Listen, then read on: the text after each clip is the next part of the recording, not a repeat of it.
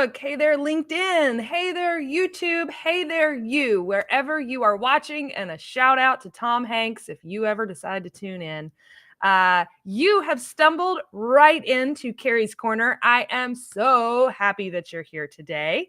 Still at our new time, that 8:30 a.m. Eastern time slot. So hopefully we're adjusting to the time slot. Hopefully the chat feature is working today, Tracy. That's really going to be the key, is our chat feature working today. So in order for us to make sure our chat feature is working, please drop in the comments where you're watching from. I mean, we need your active participation today so that I can see whether or not the chat is working. So tune in. Obviously, you're already tuned in, but drop in the chat who you are, where you're watching from. Are you shopping for a potential job in the U.S.? Are you already a worldwide nurse? Are you a nurse aide? Who are you? Where are you watching from? All the deets. Drop all the deets into the comments so that we can see all the wonderful things about you. My name is Kari. I am the ESL. Hello in Jordan. I am the ESL English Language Program Coordinator for Worldwide HealthStaff Solutions, and I am so excited that you stumbled into my corner today. It's a really great show full of lots of information. If you're new to the corner, the way it works is normally I have something I'm talking about. Today, I'm going to highlight 3 specific states that you should consider if you're looking at coming to the United States. Hello, Saul. Oh, I look pretty today. Saul, you just made my day. Thank you so much. There's Tracy. Hello, Tracy's testing the chat, making sure it's working. I know what he's doing. Looks like it's good so far, Tracy. So how the show works is I have a topic that I'm talking about. Today, I'm talking about states that you need to consider when you're looking at the United States and immigrating to the United States. But what you can do is in the chat, if you have questions about NCLEX, immigration, English language exam, whatever your questions are, this is your opportunity to ask worldwide. Maybe we need to change the show from Kari's Corner to Ask Worldwide or Ask Kari, not Kari's Corner, Ask Kari. But yes, that's a lot of what this show is I'm answering your questions. So this isn't like a normal webinar where we wait till the end and ask for questions. Put those questions in the chat as I'm going, and I'm going to answer them as I go. So it's a lot of fun. We have a lot of fun. It's a little more laid back than a webinar if you've never been here before, but welcome. Welcome to the corner. A couple of quick announcements. Next week, I am leaving my corner and I am traveling to the great state of Florida. Yay! I'm going to see my family who lives in Florida, and I'm so excited, bringing my children with me. And we're going on some adventures in Florida, so I'm sure I'll have some highlights for you. But we will be meeting. I'll still be doing Kari's Corner. So I'm going to be on vacation, but I'm still going to do Kari's Corner because I'll be meeting with Barb Ginger. And Barb is a former director of nursing in Florida. So if you're interested in asking who your boss would be. She's kind of who your boss would be, right? When you come to the United States to work. So if you would like the opportunity to ask someone who was in the role of who your boss would be in the US, Barb is amazing. We have had her on this show before, and she is so kind and so sweet. So I'm going to be physically in person with Barb, former director of nursing in Florida, and I'm so excited. So make sure you tune in next week and have all those good questions ready about life and actually working. Those are the questions I can't answer. I've never worked as a nurse in a hospital in the US. So Barb can answer all the questions because she's worked in all the units. The final announcement I have for today is that next Wednesday, April 3rd, we have a really, really cool experience, and it's Crystal and Chuck. And Crystal and Chuck. And they are a brother-sister duo. Crystal is here. She's working in Cookeville, Tennessee. She's a worldwide nurse, and her brother Chuck is in process. He is in process. I think he's going to California. So we are really, really excited to sit down with Crystal and Chuck so that you guys can ask them questions about their immigration process. What's it like to be an international nurse working in the U.S. system? and Chuck, who is currently in process. He can give you some good tips and tricks of things that he did that has helped him in the process. So super, super, super excited. So with all that being said, I'm going to roll right into today's show and today's show topic, which is, I want to see if I can make this as big as possible. Nope, that's not going to make it as big as possible. I think that's going to be my safest bet, which is getting into states that you need to consider. And these are states that I checked with Amy. She's our vice president of recruiting. And these are top states that we're recruiting for right now. So if you sometimes you'll hear about job offers and they're like, it's in North Carolina. And in your mind, you're like, where is that? You have no clue where North Carolina is. Most people are familiar with the big cities like New York, LA, maybe Chicago. But you hear North Carolina and you're like, what? But North Carolina is actually where Worldwide is based. That is our home office. That's our main office. We do have a big office in the Philippines, but Worldwide and Ron Hoppy are housed right here in North Carolina in Charlotte. So here's a little bit about North Carolina. Again, if you have questions as I'm going through any of this, please, please, please drop those questions in the chat. I am here for them. I don't care if it's about the PTE, the OET, the MET, IELTS questions, NCLEX questions. I'm going to get to some NCLEX stuff later on in the show. So any of those questions, make sure you pop them in the chat. I am happy. Immigration questions, happy to answer them. Happy to answer them. So I'm going to talk about North Carolina. Now, I live in South Carolina. So if you see on the map, I've highlighted the state in red. I'm South Carolina. I'm right under North Carolina. And you can see North Carolina is on the coast. So always a very cool option. The nickname of North Carolina, it's called the Tar Heel State, which Tracy and I, specifically my husband, are big Carolina Tar Heel fans. There's a big university in North Carolina called the University of North Carolina, and they are the Tar Heels. So, and they're still in March Madness in the basketball tournament. If you tuned in last week, I talked all about March Madness. It's still going on. My team is out, unfortunately. But the Tar Heels are going strong. North Carolina has a population of around 10 million, probably more now. Their national public education rank, so if you're immigrating with children, school systems are going to be really important to you. They're actually ranked 43rd in the country, which is not great, but that's an average for the whole state. So you're going to have pockets of the state that have really great public education. And that's a question you'll want to ask your employer in the interview. You can ask those questions like, hey, I am, interested in North Carolina, but tell me about the city. So all you do is you ask what city the job is in, then it's easy to do a Google search online, or I am happy to help you. Happy to answer those questions about public education. I am a certified public educator in North Carolina. I've taught in North Carolina, so happy to answer those questions. The biggest city is Charlotte, which is where Worldwide is located. Charlotte's the biggest city. Capital of the state, however, is Raleigh. So each state, unlike, I don't know if it's like this in other places all over the world, but each state in the United States has a state capital. So the state capital of North Carolina is Raleigh. If you're interested in weather, if weather's a big concern for you, North Carolina gets all 4 seasons. They have summer, fall, winter, and spring. They got all of them. And the summers, they get hot. They get really hot. Maybe not as hot as what you all are used to in Manila, but it gets really hot.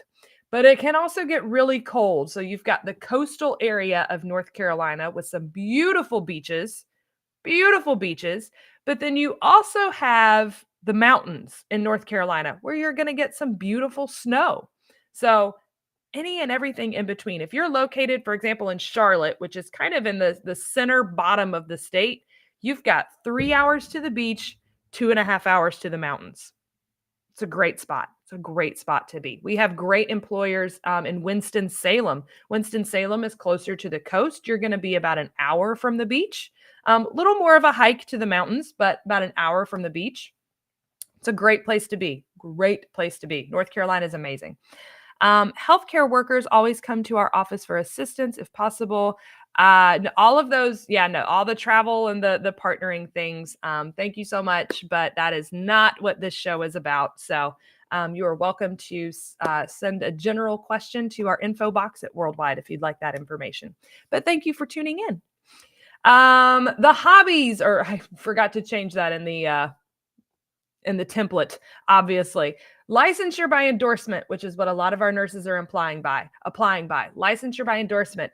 No English exam necessary for North Carolina. No English exam necessary. Now, you still have to take an English exam for your visa screen, which means you can take IELTS, TOEFL, PTE, MET, OET, all the T's. The visa screen opens up a lot of testing options, but there is no specific score required or test required to endorse your license to North Carolina. Always a fun thing.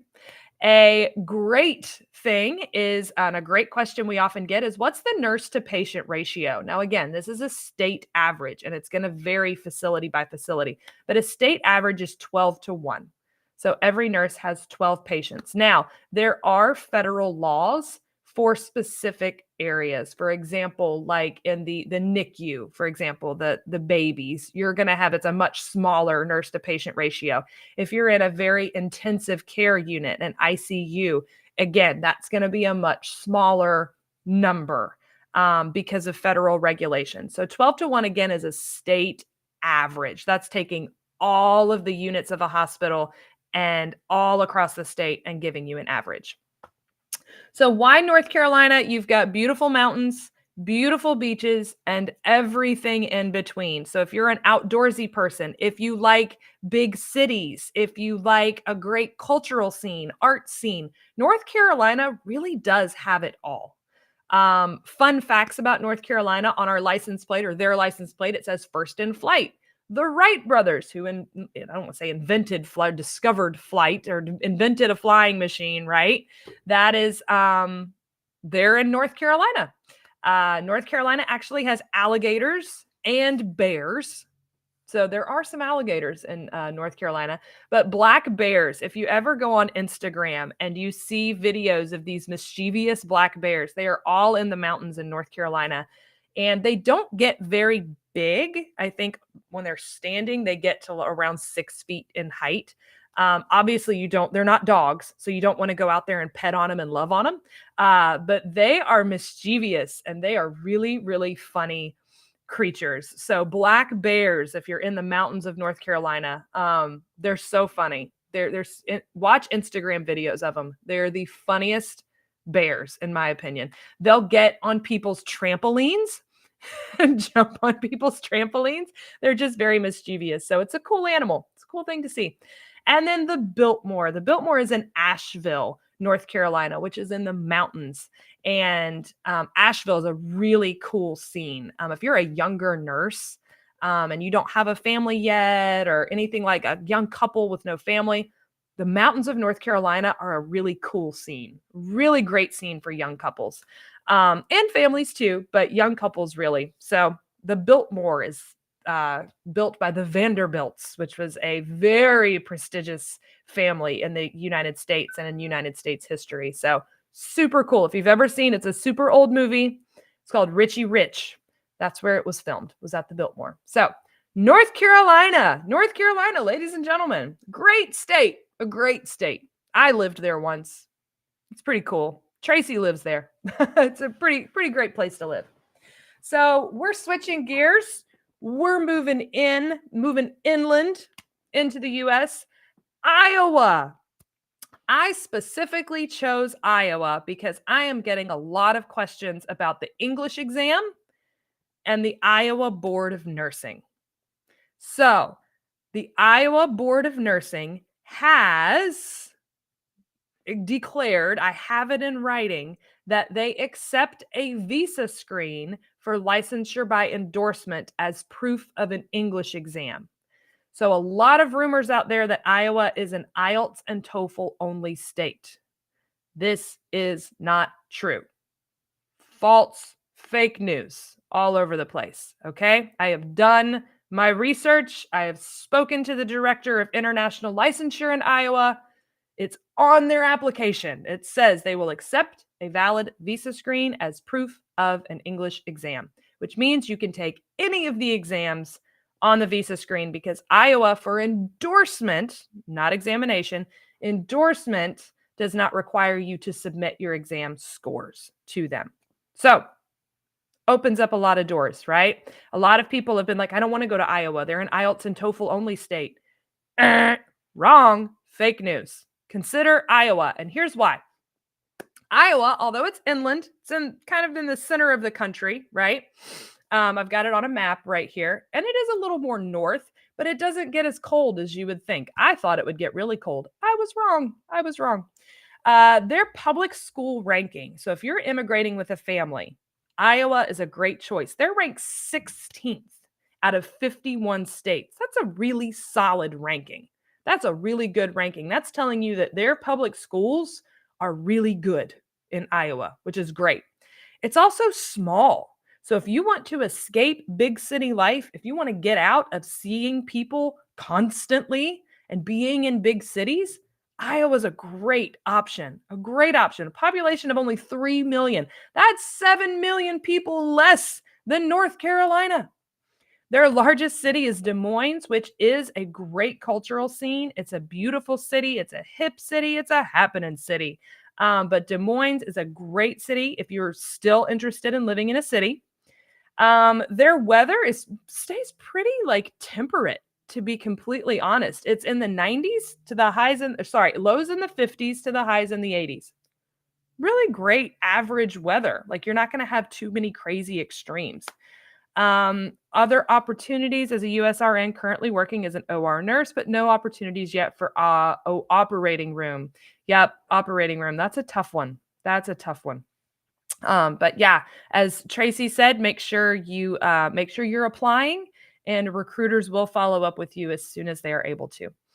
So if you have applied though, Gretchen, and you've submitted your application and no one has reached out to you, number one, my advice is check your spam.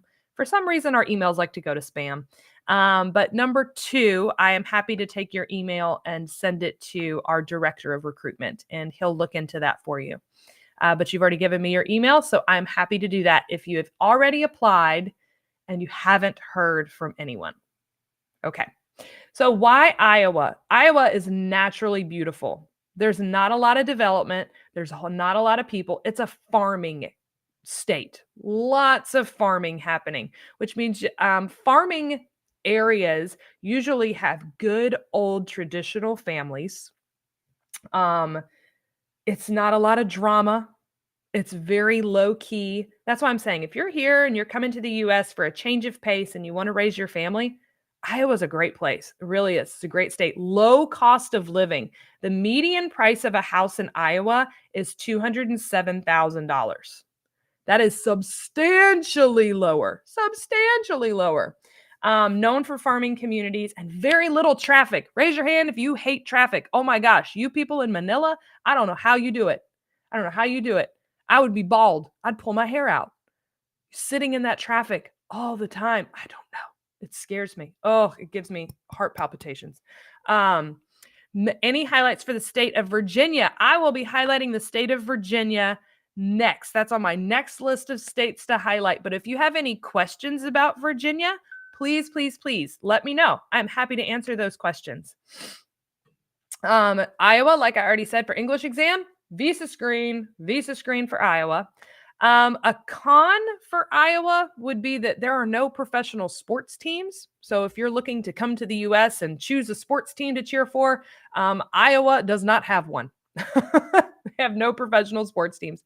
It actually is in what we call Tornado Alley here in the US. But in Iowa, their houses are built with that in mind. So their houses have basements, right? Most of their houses are going to have basements, and basements are like the safest place you can go during a tornado. I don't know if everyone out there is familiar with tornadoes, but in the US, especially if you're in Iowa, it's just it happens. You deal with it.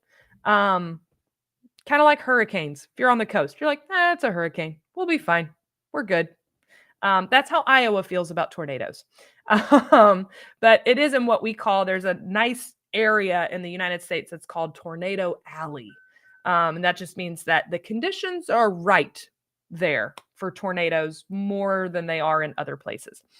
Do we have I can answer any questions not any. I can answer some questions you may have about Maryland. So if you have specifics about Maryland you would like to ask me, but I am writing these states down so that I know these are questions that you guys have and I can feature these states. So we have Virginia and we have Maryland. I will be featuring those states next just for you guys because you requested it. So Iowa, great state, great option. And that leads me to my final state. My final state, Illinois. Why did I choose Illinois? So Illinois, yes, we have great opportunities in Illinois. We have great jobs in Illinois. Again, more centrally located. Not as central as Iowa, but it is very centrally located. But Illinois is a great state because it's a great state to take your NCLEX. Yay! Can I feature Oregon, Utah, and Washington? Absolutely, I can. Absolutely, I can. Oregon, Utah, and Washington. Absolutely. And if you guys have any specific questions, I am happy to answer those specific questions for you. Right now, in the USA, the safest state in the US is what I kind of just looked up. I'm going to guess it's in like the Midwest. I'm going to guess it's in the middle of the state. I bet Iowa's up there, to be completely honest, as far as safe states are concerned. Believe it or not, Vermont is the safest state in the US, followed by Maine. And that's because nobody lives in Maine. No, I'm just kidding. Just kidding. People do live in Maine. Vermont and Maine are in the northeast part of the United States. So it's not even on this map that I have pictured. They're in the northeast, around where New York and New York City are. I am not a cold weather person. I'm from Miami, which is about as far south as you can go in the United States. Do cold. I don't do snow. Vermont and Maine, a lot of snow.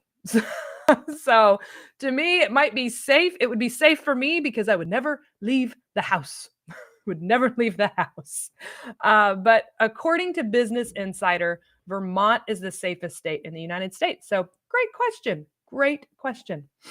So let's talk about Illinois and why Illinois. Oh, Ian, I can answer every question you have about Kentucky because that's where I grew up from middle and high school. That's where I was, in the great state of Kentucky. So whatever questions you have about Kentucky. Curlew's safest tropic state then. Yes, those are great questions.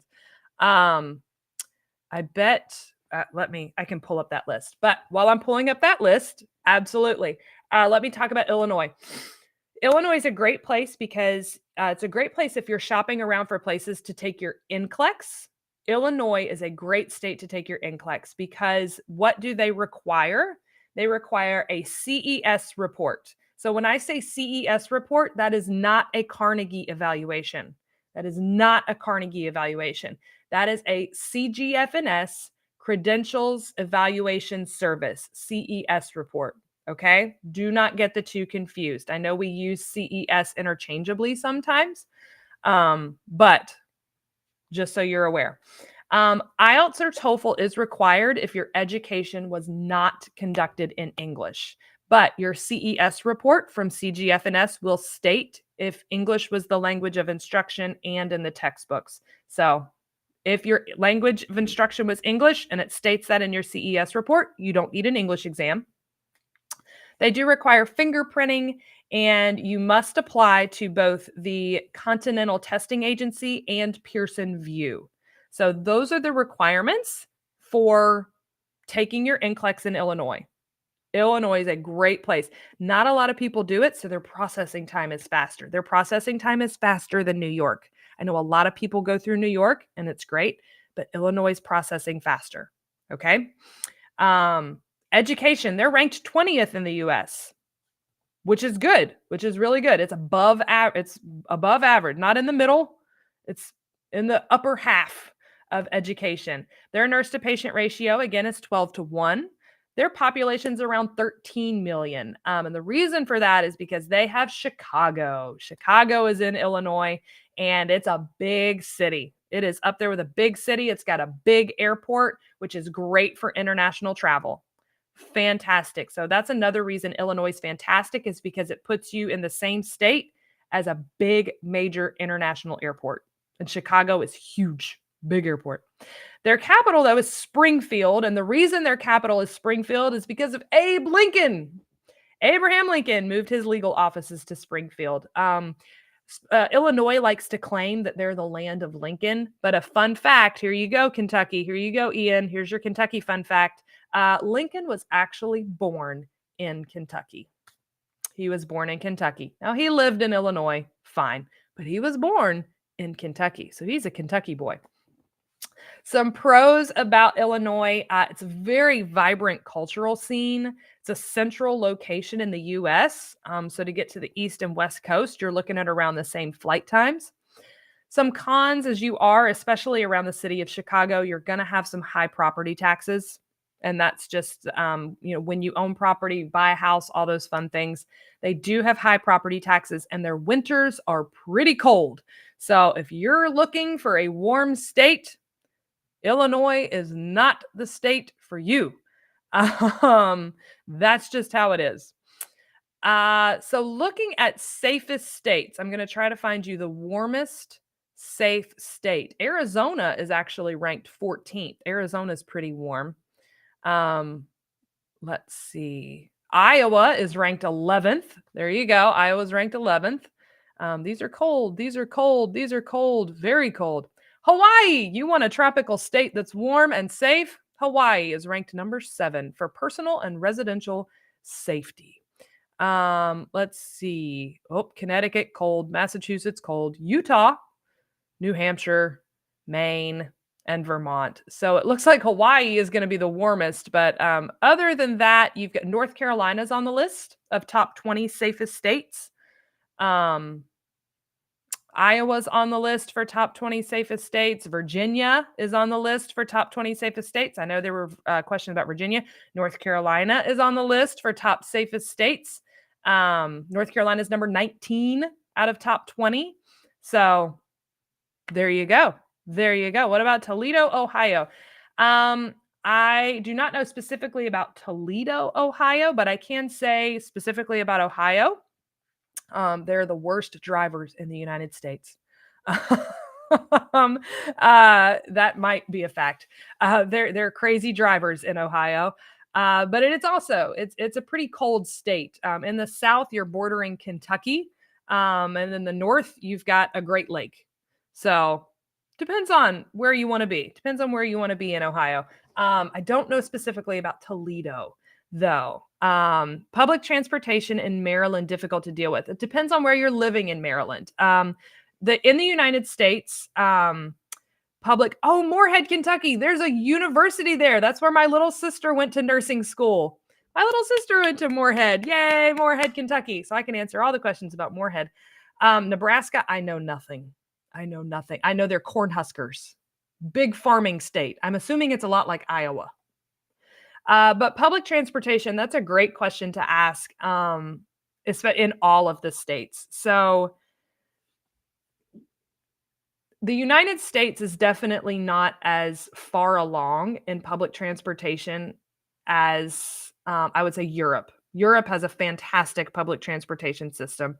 You can hop on a train. I think they call them the tubes in London. Public transportation in big cities in the U.S., very common, very popular, very easy to navigate. Charlotte's is getting better. I'll say that about North Carolina. Maryland, it's going to depend on where you live in Maryland. I feel like the northeast of Kentucky, which is where Maryland is, or Kentucky, of the United States, is getting better than the rest of the U.S. Pretty much everyone in the United States, unless you live in one of these major cities like New York, Pretty much everyone has a car. Everyone has a car in the United States. It's a very common commodity. And from what I hear, a lot of international people who move to the US, that's one of their first purchases is a car. And it's relatively easy to purchase a car in the United States. So it is limited unless you're in a major city. And Ubers here in the US, super expensive. They are. Uber is really expensive here in the US. South Dakota, Minnesota. I've been to Minnesota. I had a great time in Minnesota. It was a beautiful state, very cold, very cold. South Dakota is right below North Dakota. North Dakota borders Canada. So you're looking at cold. South Dakota, I know, is in that tornado alley as well. So, but again, big North and South Dakota are big farming states. Lots of farming. Moorhead, Kentucky. So if you're going specifically to Moorhead, Kentucky is beautiful. They are the horse racing state, the horse racing thoroughbred capital of the world is what Kentucky is called. Moorhead is actually not that far from Louisville, Kentucky, which is where the Kentucky Derby is. So in Kentucky, horse racing is a lifestyle. You will be kind of in the hills and the mountains of the foothills of the Appalachian Mountains in Moorhead, and it's beautiful. There's a lake there called Cave Run Lake. So pretty. Absolutely beautiful. Moorhead's a great place to raise a family. You do have the university there. It's a different kind of pretty. It's not, you're not going to have big city. It's definitely not a big city. It's actually very small town feeling. But it really is. You're not far from Lexington. So if you want that big city feel, or Louisville, you do have those two bigger cities that you can go to and get to relatively easily. I think it's like 45 minutes to Lexington and like an hour from Louisville. You've also got Cincinnati, Ohio, which is really close. So Moorhead's a great smaller college town. So you have a major university there, but you have access to some great cities, but you're also in a beautiful wildlife setting. It really is. It's very pretty. Texas. Texas is a big state, Keith. It's a big state. You can drive for 24 hours and still be in the state of Texas. Super big state. Super big state. But again, that's another one of the states that's not going to have a ton of public transportation for you. Your major cities, Dallas, Fort Worth, Austin, they do have decent public transportation systems, but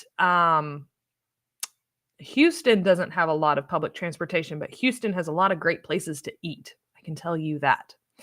All right. How about Alabama and Alaska? Well, Maria, you just asked about two really extremes. Alabama is Roll Tide. They are all about some college football in Alabama. You've got Alabama and Auburn. Great. It's a southern state, and you're going to hear some real thick southern accents. They're going to be real thick in Alabama, and they're going to talk real slow. They're going to say, bless your heart. They're going to call you sweetheart and darling. You're going to think they don't know your name, and they probably don't. But they're very nice people, very stereotypical Southern, depending on where you are in Alabama. Alaska, not Southern at all. Very heavy Canadian influence in Alaska because that's what it's surrounded by is Canada.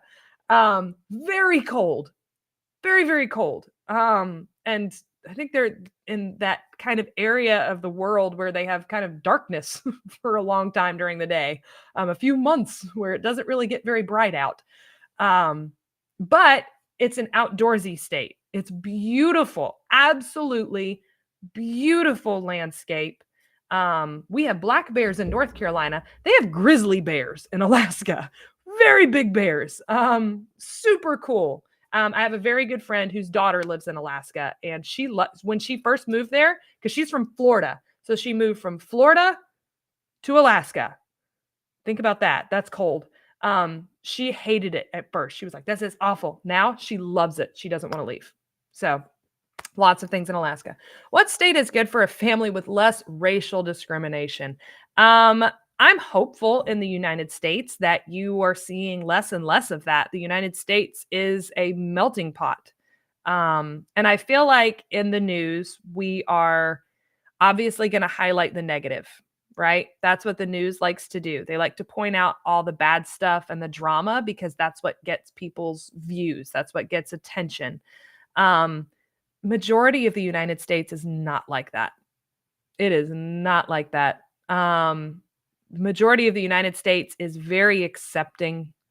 Um, the cool thing is, depending on where you're coming from, for example, we have a lot of immigrants from countries, Spanish-speaking countries, like Mexico, Puerto Rico. We have a lot of immigrants from there. So that's very common for us to see. If you're coming from a different state, and it also depends on your location. So if you're coming to a location where we've also relocated and immigrated a lot of nurses who have a similar background to you and have children, you're going to see a lot more of that population there, right? So give it a chance. Always be open to giving something a chance and do not just go by what you see on the news or what you see on social media. That is not the best source of information. It's just not a great source of information. So, hopefully that answers your question about the racial discrimination. We are not like that in a majority of the country, I think would be the most politically correct way to answer that question. Is Pennsylvania a great state? Absolutely it is. Pennsylvania is a fantastic state. You've got Philadelphia, the city of brotherly love. Absolutely, Pennsylvania is a great state. How are the non-English speaking kids to be enrolled in public school between the ages of 7 and 9? So I just did an episode on that. So if you want to go back, I think it was last week. I think it was, right, Tracy? I talked about enrolling your children in public school. It's free. Public school is free. And just so that you're aware, because you're coming from another country, you will have what's called in the United States, we call it an ESOL, English as a second or other language, teacher that helps them. That is a law. That is a public, federally mandated law for people who are bringing children to the United States and their English is not good. But one thing you can do, Mohammed, that's something that you can do to help your children is speak English in the home. Start speaking English in the home. And then when they get home from school, I know it's so easy to go back into speaking your native language, your beautiful home language, which we don't want you to lose that. But to help your children be successful, speak English at home. Speak English at home.